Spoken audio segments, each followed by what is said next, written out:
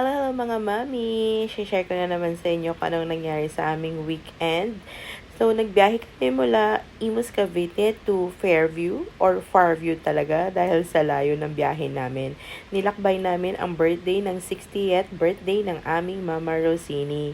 So, bago ang detalye ng handaan, gusto ko munang i-appreciate ang isang dekadang samahan namin ni Mars Aimee. Hindi lang siya kumare ko, kundi parang best friend / kapatid ko na rin siya. Siya ang sa iilang taong alam ang lahat ng sekreto ko, good or bad. May pera man o wala, char.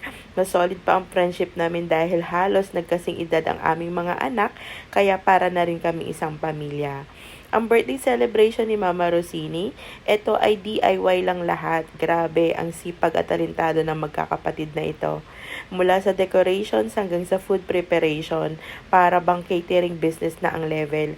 At dahil napaaga kami, nang dating syempre tumulong kami manggulo. And, ayan na nga, dumating na ang birthday queen na si Mama Rosini.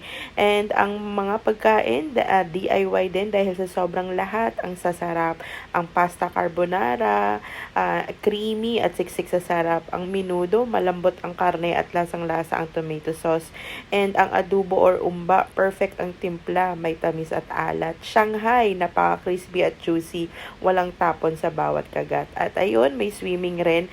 At yung chicken pastel, chicken wings, and sa dessert corner, sa mga bata, nag-enjoy ang Jayco Donuts nila. Hindi lang bata, kundi kami na rin ni Mars Aimee, Puto at Biko. At ang giveaways ay ang cup na Rosini na R. Ang ganda ng tasa. At meron din palang sushi. At meron din mga pa-games. Ayan, hindi kami nanalo. Hindi kami sumali. Sayang, cash prizes pa naman ang panalo sana. At ang host ay ang sobrang saya din. Ayan, DIY din ang host.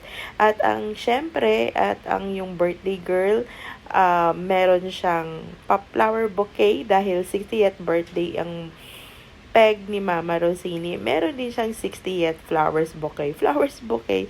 Ayun. At after ng program, meron swimming party pa ang mga kids. At ayan, si Nika at si Aina, sila ang nag-close ng swimming pool. Pati din si Kuya Dean at si Kuya Darren. At pagkatapos ng party, dahil sa sobrang haba nga, or sobrang dami ng pagkain, may Sharon pa kami. May mga pa-take out pa ang Mama Rosini sa amin. And maraming salamat sa Rabago family for welcoming us with open arms as always. Nakakataba ng puso ang warmth and generosity ninyo, Mami.